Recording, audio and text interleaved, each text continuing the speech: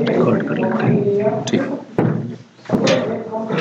ठीक है भाई, तो देखो हम लोग बात करने वाले किसके बारे में, कन्वेक्शन और रेडिएशन के बारे में। और ये देखो बहुत सिंपल डिस्कशन होने वाला है, जो कि आपके डेली लाइफ में होता है शायद, लेकिन हम लोग ऑब्जर्व नहीं करते हैं। बेटा गेट बंद कर दो, है ना। तो कन्वेक्शन के बारे में सबसे पहले स्टार्ट करते हैं।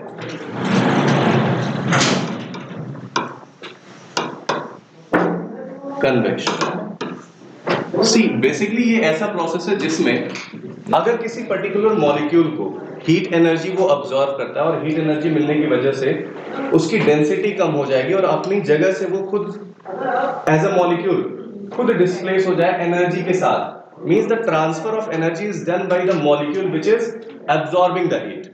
ओके, इसके पहले प्रोसेस में क्या आपको देखने को मिल रहा था कि जब भी हीट मिल रही थी तो वो मॉलिक्यूल या पार्टिकल बेसिकली अपनी जगह पर वाइब्रेट करके नेक्स्ट लेयर को एनर्जी ट्रांसमिट कर रहा था। But in this case molecule will absorb the energy and transmit itself. कैसे, देखो मान लो आपके पास यहाँ पर कोई कंटेनर है और इस कंटेनर में मॉलिक्यूल्स फिल्ड है या वाटर फिल्ड है, वाटर के मॉलिक्यूल्स को हम लोग को देखना है, यहाँ तक पूरे वाटर फिल्ड है। सबसे जो लोअर लेयर का मॉलिक्यूल होगा, लोअर लेयर का मॉलिक्यूल यहाँ पर, इसके बारे में सोचो। बेसिकली आपने क्या किया, यहाँ पर फ्लेम से हीट इसको दी, ठीक है।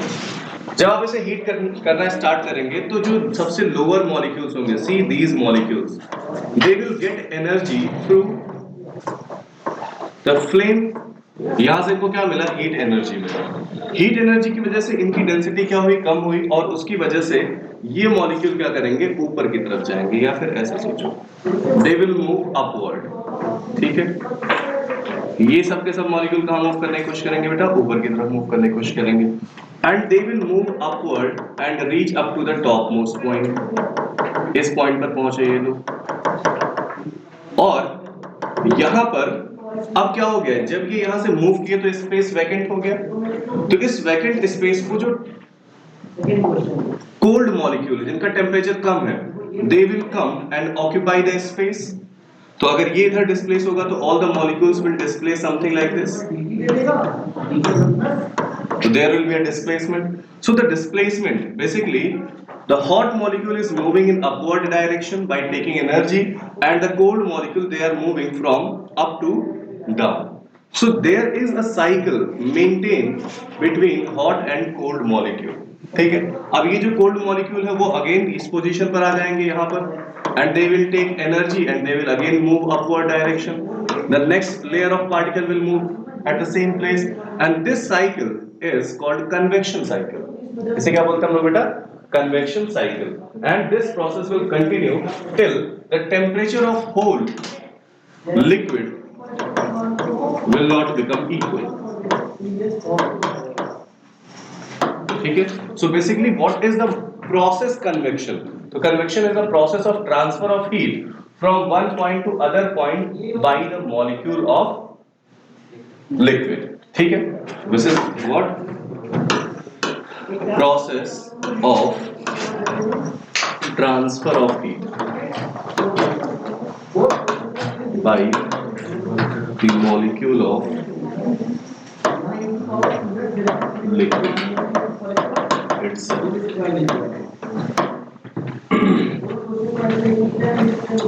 ठीक है, दिस इज द डेफिनेशन। इससे ज्यादा आपको जानने की खास आवश्यकता भी नहीं है, लिक्विड में ये चीजें होती हैं। इसका प्रोसेस मैंने बता दिया था एनॉर्मस एक्सपेंशन ऑफ वाटर में। इसका एप्लीकेशन बता दिया था कि कैसे ऊपर वाला लेयर क्या हो जाता है, फ्रीज हो जाता है, जबकि लोअर लेयर लिक्विड फॉर्म में ही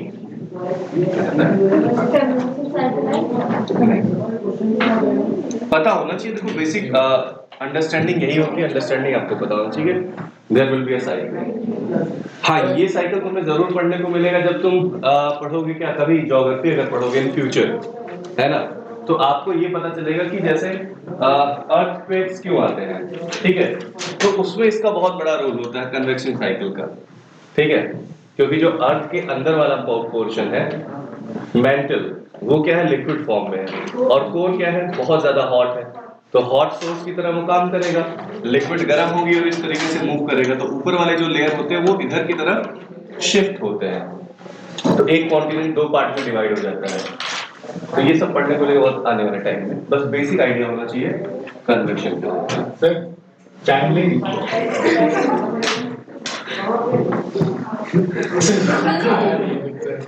कुछ खाने पीने से क्या होगा? कुछ खाने के लिए मंगा दे।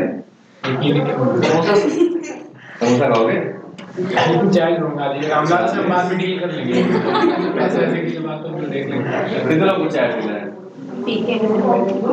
किसी को पूछ रहा हूँ, डिमांड कॉफी पे पहुंच जाते हैं सीधे। कौन बोला है? उंगली भी तो हाथ पकड़ लेंगे। रामलाल से बोल दीजिएगा।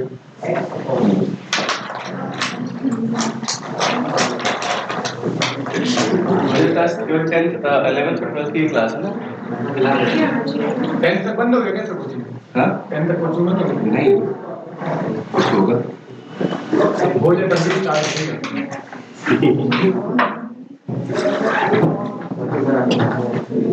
ये कोरोना की वजह से नहीं बंद हुआ है। अब देखो, third that is called radiation. खत्म हो गया कोचिंग? हाँ भैया, बस इतना सही। हाँ इतना ही जानना। तो बताया हो तब ध्यान दे देते। इम्पोर्टेंट क्या है? हमको लगा और बताएंगे। हाँ, आप इसे देखिए, ये ज्यादा इम्पोर्टेंट है। Radiation, conduction is important, radiation is important, है ना? What is radiation? बेसिकली अगर हम रेडिएशन के बारे में बात करते हैं तो रेडिएशन क्या होता है? ये भी है क्या? This is a mode of transfer of energy और heat energy from one place to other place, but it will not even affect the intervening medium. जो दो बॉडीज के बीच में एनर्जी का ट्रांसफर हो रहा है, बट वो इंटरमीडिएट मीडियम को डिस्टर्ब किए बिना हो रहा है। जैसे अभी तुमने बात करी कि मान लो आपके पास ये क्या है, दिस इज व्हाट अर्थ, और यहाँ पर आपके पास क्या है, ये सन है। तो सन से हीट एनर्जी क्या हो रही है, अर्थ तक पहुंच रही है, ठीक है? तो सन टू अर्थ जो हीट का ट्रांसफर हो रहा है, उसको कौन लेकर आ रहा है? हीट एनर्जी को लेकर कौन आ रहा है? तो हीट एनर्जी को यहाँ पर लाने के लिए कोई मीडियम पार्टिकल नहीं रिस्पॉन्सिबल है। कौन रिस्पॉन्सिबल है? The electromagnetic wave, that is called EM wave. और मोर स्पेसिफिकली इफ आई से इलेक्ट्रोमैग्नेटिक वेव में infrared radiation, they are most important for thermal effect या फिर थर्मल हीटिंग।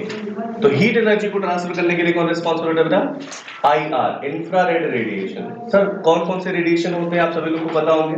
Yes sir. सन से आने वाले सारे रेडिएशन का नाम क्या होता है बेटा? को, गा, एक्स, कोगा, अल, वी, इन, मी, गा, ठीक है? को for cosmic, gamma, gamma ray, X ray, ultraviolet, then visible, then infrared, microwave radio और रेडियो वेव। ना ये सारे के सारे रेडिएशन कौन है?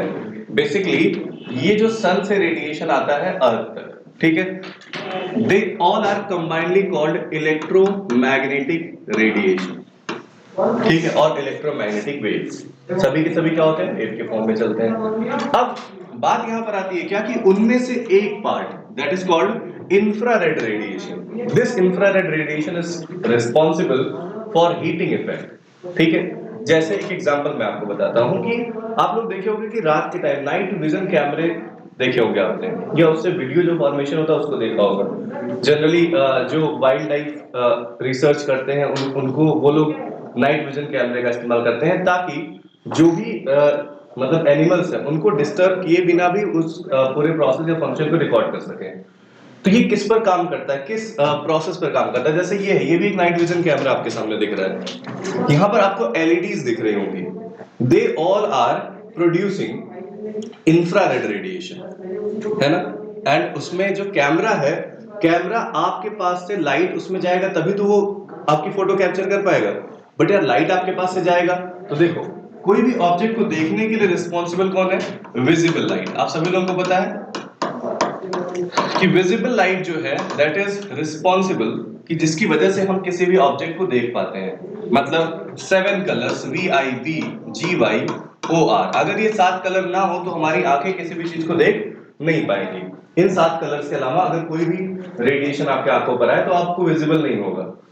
तो ये जो इंफ्रारेड रेडिएशन है, इंफ्रारेड रेडिएशन क्या है कि कोई भी बॉडी है, जैसे मान लो मैं हूं, तुम हो, any object at any temperature will always radiate some heat wave, and that heat wave are nothing but infrared wave. तो जितने भी ऑब्जेक्ट, जैसे अभी ये बॉटल है, ये पेन है, मैं हूं, तुम हो, सब लोग कोई ना कोई हीट रेडिएट कर रहे हैं किसी टेम्परेचर पर, at any temperature they will radiate heat, and that heat wave is absorbed और कैप्चर्ड बाय द कैमरा। ठीक है, और इनके साथ नहीं भी कर रहे हो तो उससे इंफ्रारेड वेव निकलेंगी और आपसे रिफ्लेक्ट होकर वहां पर वापस चली जाएंगी। तो basically this infrared is also called a heat wave. इसे क्या बोल सकते हैं हम लोग बेटा? Heat wave. And this heat wave और overall all the radiations they travel from one body to other body, and हम लोग अब स्पेसिफाई किस पे कर लेंगे बेटा अपने आप को? हीट वेव पे बेसिकली। तो हीट वेव किसी भी बॉडी से रेडिएट होंगी और किसी बॉडी पर जाकर अब्सॉर्ब होंगी। दो बातें कर रहा हूं, रेडिएट या इमिट होंगी, ज्यादा स्पेसिफिक वर्ड इस्तेमाल करूं तो इसने क्या किया बेटा? इसका इमिशन किया, और इसने क्या किया? इसको एब्जॉर्प्शन हो सकता है, या फिर रिफ्लेक्शन हो सकता है, या फिर ट्रांसमिशन हो सकता है। सर ये तीनों वर्ड क्या है मैं आपको डिस्कस करता हूं अभी। फिलहाल कोई भी बॉडी किसको रेडिएट कर सकता है बेटा? इंफ्रारेड या हीट वेव को रेडिएट कर सकता है, और कोई दूसरी बॉडी भी क्या कर सकती है? हीट वेव को एब्जॉर्ब कर सकती है। सर क्या ये भी एब्जॉर्ब कर सकता है? Yes, this also can absorb. उसके बारे में भी मैं बात करने वाला हूं 2 मिनट में। तो पहली चीज ये समझ में है क्या कि sir radiation is what? Sir it is the mode of transfer of energy और heat from one place to other place without disturbing the intermediate medium। जो यहाँ बीच में कोई भी मीडियम अगर आ भी रहा है that will not be disturbed, ठीक है, and there is no use of intermediate medium, okay, so that is called radiation। in case of radiation from sun we have different waves, okay, and among all the wave we have one important wave that produces the heating effect, that is called heat wave, that is infrared radiation, and we will talk about infrared radiation, visible radiation and everything। Sir अगर heat radiation है तो heat radiation के अलावा क्या ये सारे wave भी absorb और इमिट या रिफ्लेक्ट ये सारी चीजें होती हैं? तो यस, जितने भी इलेक्ट्रोमैग्नेटिक वेव है they can be absorb, they can be transmitted, they can be emitted and they can be reflected। ठीक है, तो what are the basic phenomenon happens with the radiated or radiation, radiated wave or radiation? तो जरा देखते हैं हम लोग क्या क्या चीजें बेसिकली देखने को मिलती है। मैंने आपको एक टर्म बोला क्या? एब्जॉर्प्शन, ठीक है, एब्जॉर्प्शन, और प्लस यहीं पर बात करते हैं क्या? एमिशन। ये दो बातें एक साथ हम करेंगे, बाकी रिफ्लेक्शन और इन सब की बात अलग से करने वाले हैं।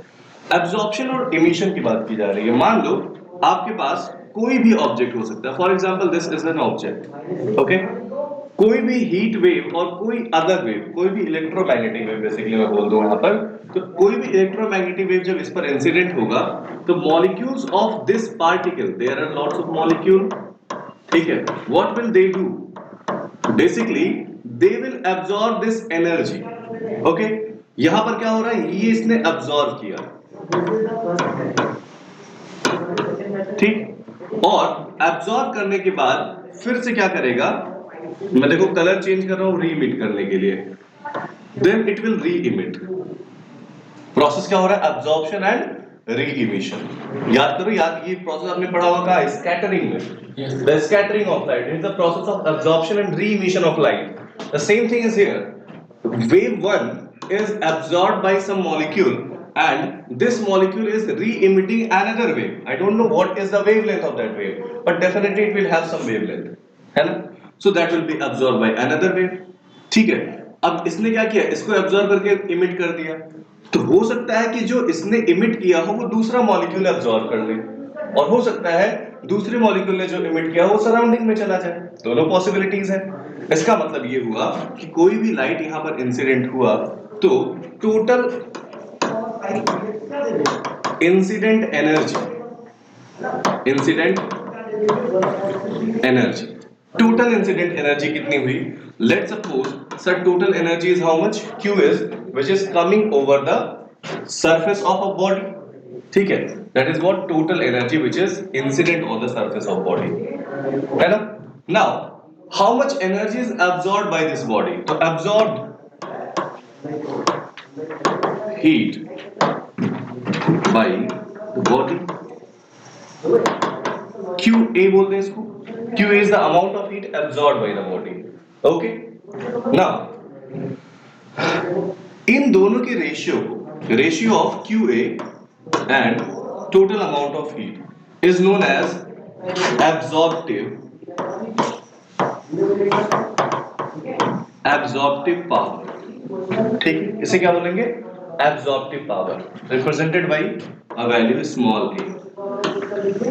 मतलब सर, मतलब ये कि मैं इससे ये बताने वाला हूं, ये सिंपल एक नंबर है क्या, that is the ratio of total absorb heat and total incident heat. जैसे मैंने कहा कि भाई मैं 1000 रुपीज लेकर आ रहा हूं, तुमको देना है मुझे, तुम्हारे पास मैंने लेकर गया और इसने उसमें से केवल 600 रुपीज दिया, बाकी 400 वापस कर दिए या दूसरों को दे दिया, बांट दिया, है ना? तो what is the absorbed heat और अब्सॉर्ब्ड अमाउंट? That is 600.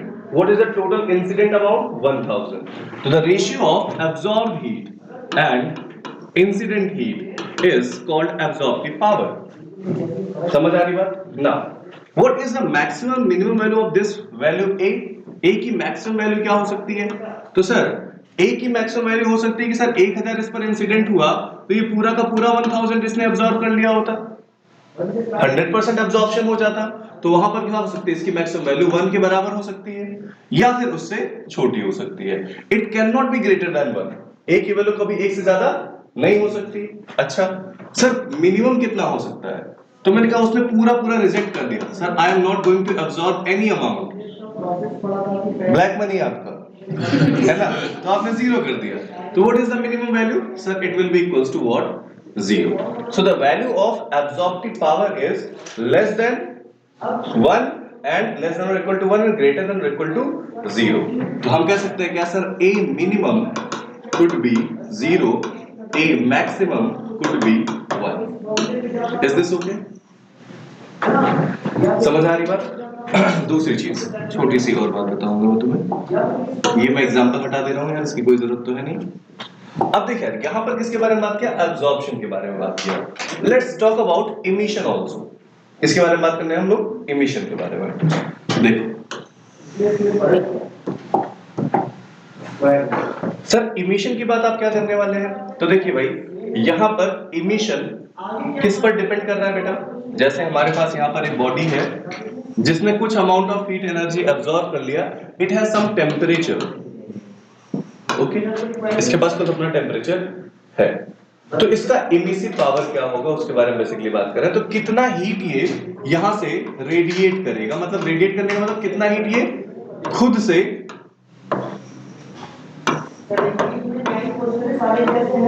देखो बेटा, emission and reflection both are different thing. Emission and reflection is a different thing. Emission का मतलब क्या हुआ? जैसे इमिशन और रिफ्लेक्शन में दोनों में डिफरेंस है। हमने कहा क्या कि यहां पर 100% ऑफ एनर्जी इंसिडेंट हो रही थी, जिसमें से 60% एनर्जी इसने एब्सॉर्ब कर लिया, रिमेनिंग 40% इसने एनर्जी क्या कर दिया भाई? यहां से रिफ्लेक्ट कर दिया। ठीक है, this is the process of reflection. Okay, मैंने 1000 से 6000 रखा, 400 से दूसरे को ट्रांसमिट कर दिया। तो there are two possibility, either it reflect और ट्रांसमिट, मतलब या तो वो अपने से टकरा के उसी मीडियम में बाउंस बैक कर दे या फिर अपने से पास होकर दूसरी तरफ गुजार दे, दो ही ऑप्शन है यहाँ पर। But sir what is emission? Emission है क्या चीज? तो सर इसने जो एब्सॉर्ब किया है 600, नाउ दिस 600 इज हिज और हर ओन मनी, उसने ले लिया अपने पास। अब उसको किस तरीके से वापस रेडिएट करेगा, बाहर की तरफ कैसे भेजेगा, दैट इज हिज और हर quality, means that is the quality of a body which is going to radiate energy। समझ आ रही बात? इमिसिव, ठीक है। तो ये क्या हो गया बेटा? इमिशन। इमिशन कहां से होगा? फ्रॉम द बॉडी, किसकी प्रॉपर्टी है? That is the property of the body. तो यहां पर हमने कहा कि भाई कितना अमाउंट ऑफ हीट इसने रेडिएट करना है, मान लो Q अमाउंट ऑफ हीट इसको रेडिएट करना है। So this Q amount of heat is depending on what is the surface area. Sir how it is depend on surface area? आपके पास एक cup of T है, ठीक है, मतलब आपके कप में एक चाय है, ऐसा रखा हुआ है ना, और आपके पास इसी कप के साथ सॉसर भी है, या फिर आप समझ रहे हो ना, और इसको उसमें डाल दो, बताओ दोनों में से जल्दी ठंडा कौन होगा? Why? Because it has a greater surface area. Okay? So, if the body which is going to emit energy having greater surface area, so that is directly proportional to the surface area. This much amount of heat will emit or radiate. The second thing is time is also important. है ना? अगर आपने दो object में से एक को 1 घंटे के लिए ठंडा करने के लिए रखा, एक को 5 मिनट के लिए रखा, तो कौन ज्यादा हीट रेडिएट किया होगा? 1 घंटे से जो ठंडा हो रहा है वो ज्यादा हीट रेडिएट करेगा। So we can say Q is directly proportional to temperature also. तो अगर इन दोनों को हम लोग मिला देते हैं तो यहाँ पर एक कांस्टेंट आ जाता है, जिसे हम लोग क्या बोल सकते हैं बेटा? स्मॉल ई या कैपिटल ई? कैपिटल ई ले लेते हैं, capital E A into T. तो Q is equals to ET, ठीक है, E A T। So E क्या है? E, तो E को अगर यहां पर देखा जाए, E that is Q upon AT, this is what? This is called emissive power.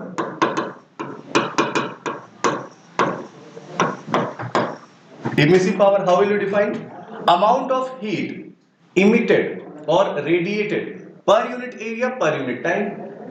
Her second कितना एनर्जी कितने एरिया से रेडिएट कर रहा है, उसे क्या बोलेंगे? उसकी इमिसिव पावर। दो चीजें समझ में आ गई क्या? पहला absorptive power, the second is emissive power. Absorption is a process to keep the energy and emission is a process to release the energy. Okay, तो ये दो चीजें आपको समझ में आ रही हैं। इमिसिव पावर क्या है? The amount of energy upon A into T.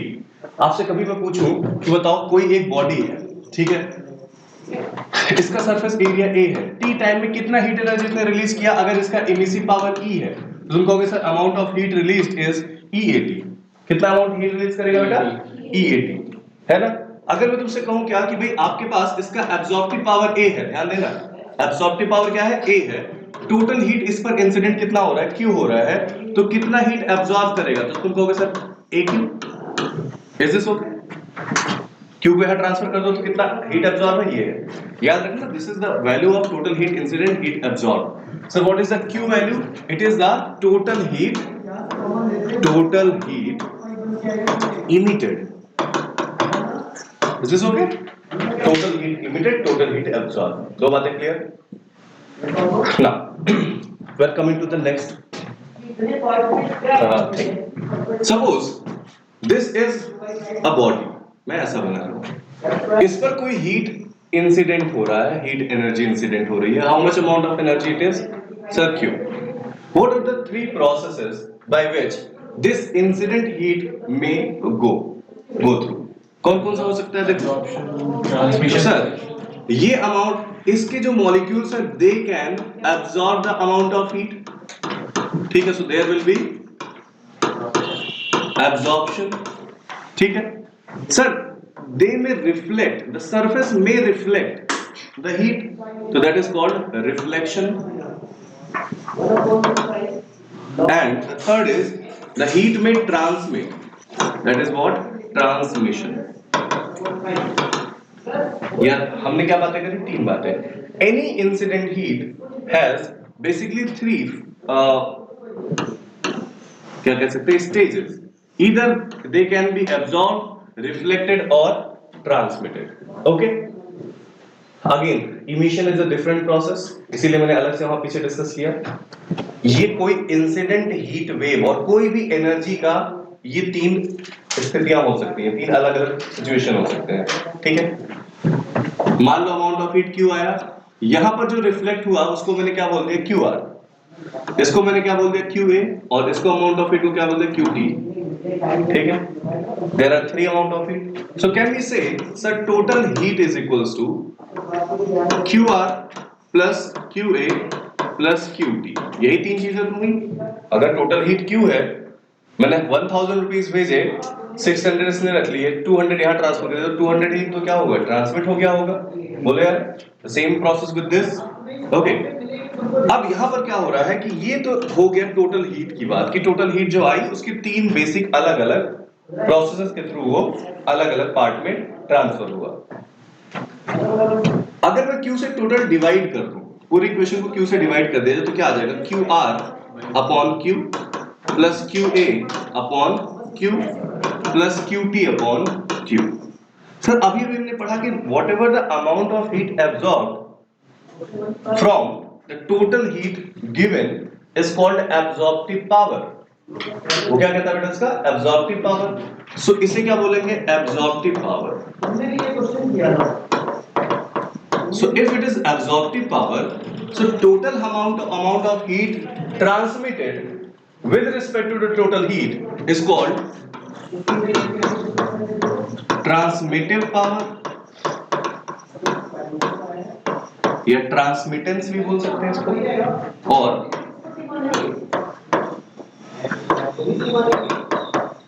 transmittance, इसे क्या बोल सकते हैं,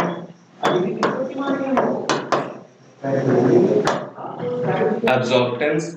So what is this called? नाम बताओ, रिफ्लेक्शन वाला पार्ट है तो क्या बोल सकते हैं, रिफ्लेक्टिव पावर और reflectance. This is called reflective power और reflectance. Is this okay? So any heat which is fall on any surface may have three different phases. Either it can be reflected, it can be absorbed, it can be transmitted. Okay, just give me a minute. What? Sir अगर ये सारी values ऐसी हैं तो मैं इसको R, इसको A और इसको T बोल सकता हूँ, R plus A plus T। Absorptive power, reflective power और ट्रांसमिटिव पावर। ओके, मतलब the sum of all these three is always one, है ना। मतलब हमारे पास अगर कोई भी बॉडी है तो उस बॉडी में इन तीनों का सम हमेशा वन होगा, या तो ऑब्जॉर्ब होगा, या तो ट्रांसमिट होगा, या तो रिफ्लेक्ट होगा। क्यों? वही तो आपसे बता रहा हूँ क्यों। देखो यहाँ वन आया है ना, तो इसकी वजह से इसकी वैल्यू क्या हो जाएगी, वन, R, A और T, तो रैट इज इक्वल्स टू 1। ऐसे केस में कोई ऑब्जेक्ट जिसने कहा कि भाई मेरे T की वैल्यू 0 है, मैं कोई भी अमाउंट ट्रांसमिट नहीं करना चाहता हूं, कोई भी अमाउंट क्या नहीं करना चाहता हूं, ट्रांसमिट नहीं करना चाहता हूं। उसने कहा मैं कोई भी अमाउंट रिफ्लेक्ट नहीं करना चाहता हूं, ठीक है, the value of reflectance is also 0। सो ऐसे केस में A की वैल्यू क्या हो जाती है, 1, and this is 100% absorption is there, 100% absorption is there। आपसे कोई पूछे सर T और R की मिनिमम मैक्सिमम वैल्यूज क्या हो सकती हैं, तो जो A की मिनिमम मैक्सिमम हो सकती है भाई वो उसकी भी हो सकती है। कैसे sir, in case T is equals to 0, A is equals to 0, तो what is R, है ना, तो R की वैल्यू कितनी हो जाएगी, 1, यानी कि 100% रिफ्लेक्शन हो जाएगा। this will become best reflector। okay, and the third case, if R is equals to 0, A is equals to 0, तो T क्या हो जाएगा बेटा, 1 हो जाएगा, तो 100% ट्रांसमिटेंस हो जाएगा। सर लेकिन ऐसे केसेस में, ट्रांसमिशन और इन सब केसेस में जो ये आप बता रहे हो, क्या ये पॉसिबल है, तो पढ़ने के लिए बिल्कुल पॉसिबल है, प्रैक्टिकली नॉट पॉसिबल। समझ आ रही बात, क्यों नहीं पॉसिबल है बेटा, क्योंकि देखो कोई भी प्रैक्टिकल जब हम डिस्कशन करते हैं तो ऐसा कोई जरूरी नहीं है कि भाई 100% रिफ्लेक्शन हो, कुछ अब्सॉर्ब ही ना होगा अब्सॉर्ब, है ना। लेकिन हाँ, हम यहां तक पहुंच सकते हैं, इसके बिहाफ पर डिस्कशन कर सकते हैं। कैसे, अगर मान लो रिफ्लेक्टेंस या एब्जॉर्प्टेंस की वैल्यू A की वैल्यू में क्या कर दूं, 0 कर दूं। कोई ऐसा मटेरियल में बना लो जिससे कि A की वैल्यू क्या हो जाए, 0, T की वैल्यू भी क्या हो जाए, 0, मतलब that is 100% reflector, that is a 100% reflector. तो मैंने अभी रिसेंटली बताया था नासा ने अपना प्रोब भेजा है कहां पर, सन पर, बताया था।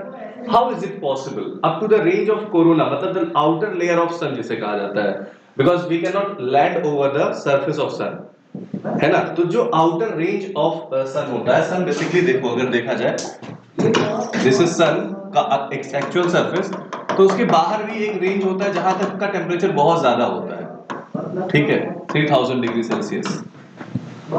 This range is known as corona range, ठीक है। द कोरोना जस्ट कोविड-19 नहीं, इसका नाम पहले से था कोरोना रेंज, ठीक है। अब इस कोरोना रेंज तक अगर आपको एक सैटेलाइट अपनी भेजनी है और आपको कहना कि भाई मैं स्टडी करूंगा सन के बारे में, ओके, सो कौन सा ऐसा मटेरियल है जो इस सैटेलाइट को बचाएगा? ऑलमोस्ट इससे ज्यादा टेम्परेचर होता है, तो ऑलमोस्ट जितने भी इक्विपमेंट्स होंगे दे ऑल विल मेल्ट, है ना। तो फिर कैसे वहां पर आप स्टडी कर पाओगे? So you must have some material which can reflect a maximum amount of heat.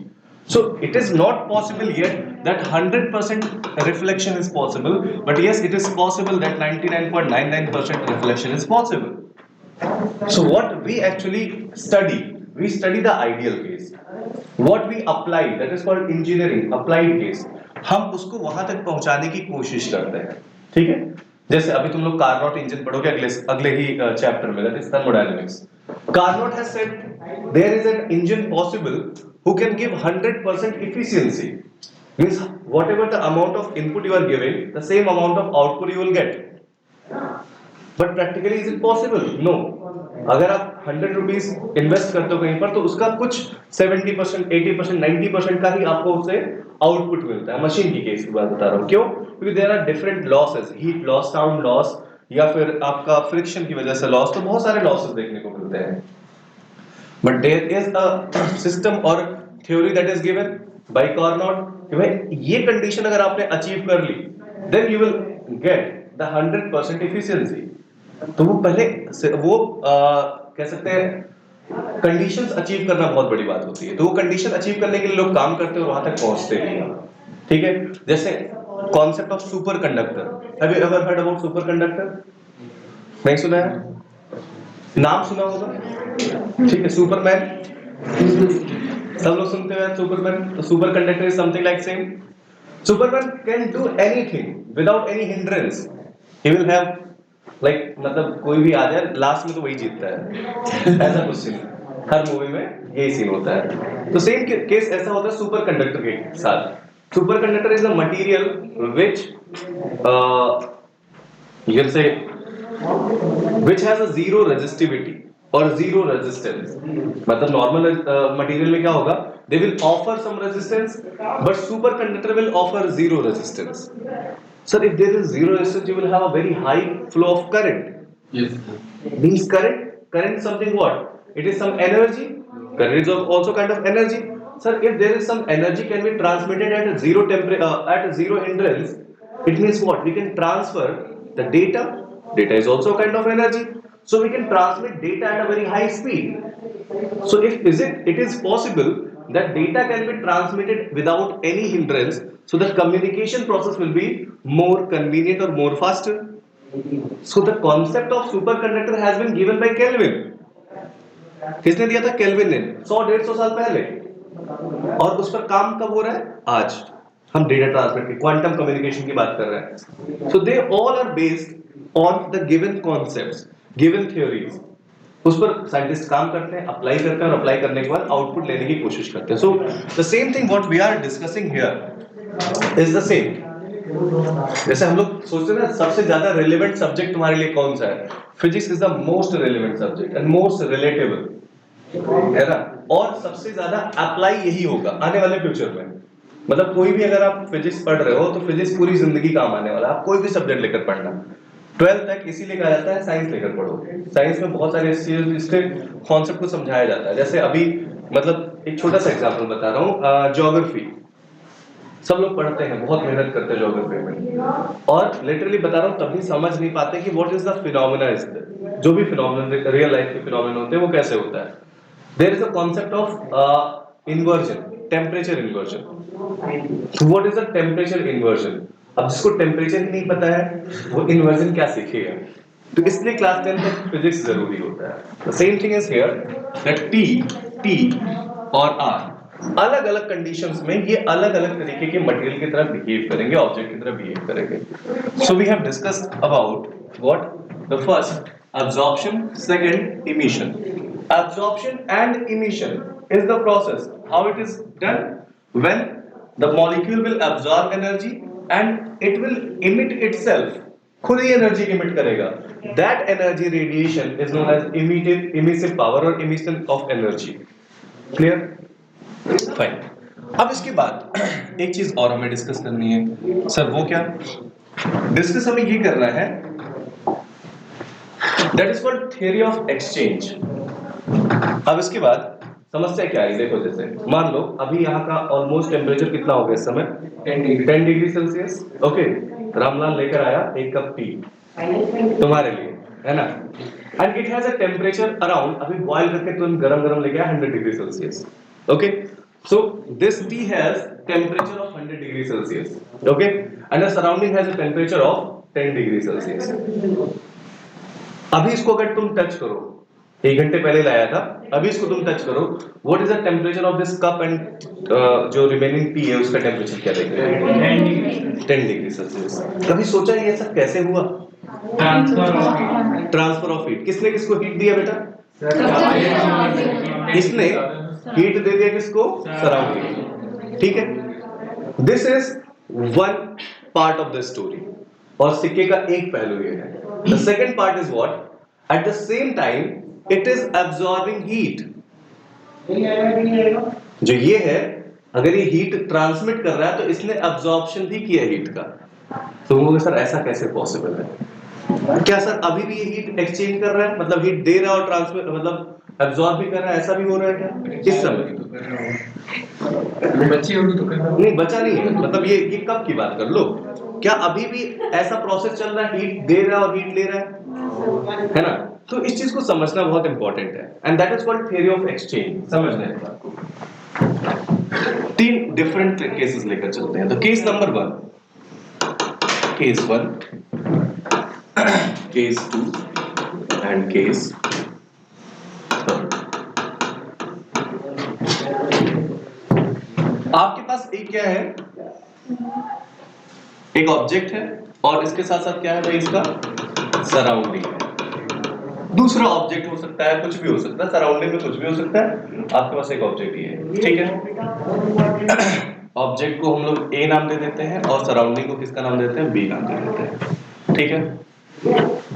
Temperature of A is greater than temperature of B.